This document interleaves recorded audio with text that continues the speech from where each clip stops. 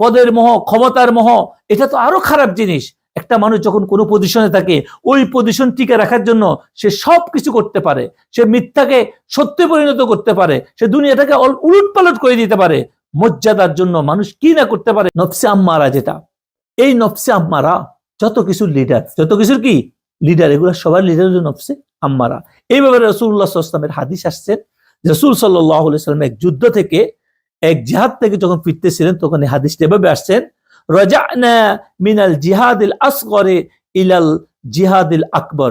বলতেছে রাসূল সাল্লাল্লাহু আলাইহি ওয়াসাল্লাম বলছে সাহাবাদেরকে যে আমরা ছোট ছোট যুদ্ধ থেকে বড় যুদ্ধের দিকে আমরা কি করতেছি, প্রত্যাবর্তন করতেছি, আমরা বড় যুদ্ধের দিকে যাচ্ছি। সাহাবারা বলছে, ইয়া রাসূলুল্লাহ, বড় যুদ্ধটা কি?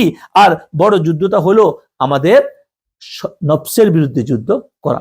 রাসূল সাল্লাল্লাহু আলাইহি ওয়াসাল্লাম বলছেন, এখন আমরা যত কিছুই বলি, এখানে এই বুধগুলা যখন আমাদের মধ্যে আসে, তখন আমাদের এই বুধগুলা থাকার কারণে এগুলা আমাদেরকে কি করতেছে, বুতে আমাদের নফস আমাদেরকে কোন কোন কাজে সহযোগিতা করতেছে। আমাদের খাই সবচেয়ে ভালো খাইতে হইব, পোলাও কুরমা খাইতে হোক, মাছ মাংস চুরি করি হোক, ডাকাতি করে হোক, হারাম করে হোক, আমার পেটকে শান্ত করতেই হবে যে কোনো কিছু দিয়া। আর একটু বেশ কমাইলে, বেয়ার বাড়িতে গেলে বেয়া যদি একটু খানা কম দিছে, মুরগি এক টুকটা কম দিছে, খবর আছে, এটাকে করতেছে, ওভাবে করতেছে। তারপরে আপনি কোনো বন্ধু বান্ধব আপনার দাবাত দিছে, ওর সমর্থন অনুযায়ী আপনার দিছে, কিন্তু আপনার মতো দেনাই কেন, আপনার মেজাজটা গরম হয়ে গেছে। এগুলা সবকিছু একটা কি বুধ। দেখছেন আমাদের কি ক্ষতি করতেছে, এই বুজুর্গ বলছে। তারপরে অনেকভাবে আপনি তুলনা করতে পারেন। আপনার যদি টেস্ট একটু লবণ কম হয়েছে, ঘরের বিবি একটু লবণ কম দিছে, বাস খবর আছে, তার মা মাসি সব 12টা বাজে দিচ্ছে। এভাবে আমরা দেখতেছি এই পানাহার বাসনা, এই খাওয়ার বাসনা, এই খানার মোহ মানুষকে ইমান পর্যন্ত নষ্ট করে দিচ্ছে। বুঝে আসছে কথাটা কি? ঘরের স্বামী স্ত্রীর মধ্যে সম্পর্ক পর্যন্ত নষ্ট হয়ে যায়। একটা কোনো জায়গায় কিনতে গেছে, কোনো কিছু করতে গেছে, আপনার মতো হয় নাই, এই জন্য বলেছে এটা পানাহারের বাসনা, মোহ, ওয়ান কাইন্ড অফ ভূত। তারপরে যৌনতা, এটার জন্য তো মানুষ সবকিছু করতেছে। আপন ভদ্র স্বামী থুইয়া আরেক পুরুষের সাথে চলে যাচ্ছে, পুরুষ স্ত্রী রাখি আরেক মহিলার লোকে চলে যাচ্ছে, তার খায়ের সাথে নফসানি পুরানোর জন্য, যৌনতা পুরানোর জন্য। কোন রকমের আল্লাহ পাকের ভয় নাই, কোনো কিছু নাই। এভাবে আজকে সমাজকে তারা কি করে ধ্বংসের দিকে নিয়ে যাচ্ছে। এই জন্য এটা একটা ভূত আমাদের মধ্যে লুকায়িত আছে। তারপরে হলো কি, আমাদের স্বামী স্ত্রীর প্রতি ভালোবাসা, স্ত্রী সন্তানের ভালোবাসা অন্ধে আমরা পাপ, অন্যায়, হারাম, অন্যের ক্ষতি, সিটারি, বদমাশি, আমরা সবকিছু করতেছি। কেন? আমাদের স্ত্রী সন্তান থেকে ভালোবাসার কারণে। এদের জন্য তো আমরা করতেছি, তাই না? এই ভালোবাসা যদি আল্লাহর জন্য না করি, এদের ভালোবাসায় পড়ি, আমরা যত রকমের অন্যায় কাজ, নিষিদ্ধ কাজ আল্লাহ যা করছে সেগুলা করতেছি। এই জন্য এটা কি একটা ভূত। যদি এদের ভালোবাসা কম থাকতো, আল্লাহর জন্য হইতো, তাহলে আমরা এই কাজ কখনো করতাম না।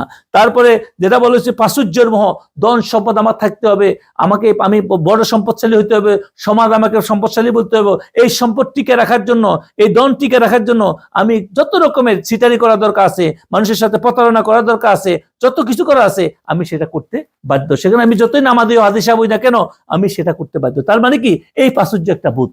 এই ভূত আমার ভিতরে থাকি, আমাকে কি করতেছে, আমাকে আমার রব থেকে দূরে সরাই দিচ্ছে। তারপরে দেখা যাচ্ছে মোহ, মর্যাদা, পদের মোহ, ক্ষমতার মোহ, এটা তো আরো খারাপ জিনিস। একটা মানুষ যখন কোনো পজিশনে থাকে, ওই পজিশন টিকে রাখার জন্য সে সব কিছু করতে পারে। সে মিথ্যাকে সত্যে পরিণত করতে পারে, সে দুনিয়াটাকে উলট পালট করে দিতে পারে। মর্যাদার জন্য মানুষ কি না করতে পারে। মর্যাদার মোহ, পদের মোহ, ক্ষমতার মোহ, তার মানে এই জন্য যখন এটা তাকে এই পর্যায়ে নিয়ে যায়, তাকে পশু বানিয়ে দিতে পারে। সে একটা মানুষকে খুন করতে পারে তার এটা টিকে রাখার জন্য।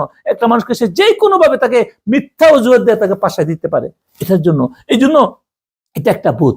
তারপরে আরেকটা হলো কি, মানুষ সাজসজ্জার সৌন্দর্য, মানুষের সৌন্দর্য টিকে রাখার জন্য, যেটা রাসূলের সৌন্দর্য হচ্ছে এটা নয়। এখানে এই সাজসজ্জা বলে উনি হযরত বুঝেছেন যে এখানে এটার দ্বারা বুঝেছে যে আজকে একে আরেকজনকে আকর্ষণ করার জন্য অমুকের একটা গাড়ি আছে, আমারটা এর থেকে ভালো হইতে হইব, ওর মর্যাদা মতো হইতে হইব। তারপর অমুকের বাড়িটা আছে, আমারটা এর থেকে সুন্দর হইতে হইব। ওর সোফাটা সুন্দর আছে, আমারটা এর থেকে আরো সুন্দর হইতে হইব, ওই দামের হইতে হইব, আমার স্ট্যাটাস রক্ষা করতে হইব। ও যে পোশাকটা বলছে পৃথিবীর দামি ব্র্যান্ড, আমারটা এরকম হইতে হইব, ওই কলমটা এরকম, ওর ঘড়িটা এরকম, দেখানোর জন্য যে সাজসজ্জা যে হইতেছে, এগুলো একটা কি ভূত। আল্লাহ রাসূল যে পোশাকের কথা বলছে, যে সৌন্দর্যের কথা বলছে, সেটা আর এটা এক নয়। এই জন্য এই সাজসজ্জা, এই সৌন্দর্য, এই মোহ, এই বুজুর্গ বলছে একটা কি ভূত। কখন? যখন আমি এটা প্রতিযোগিতায় নামছি। সাইয়্যিদিনা কারীমুন সাল্লাল্লাহু আলাইহি ওয়াসাল্লাম।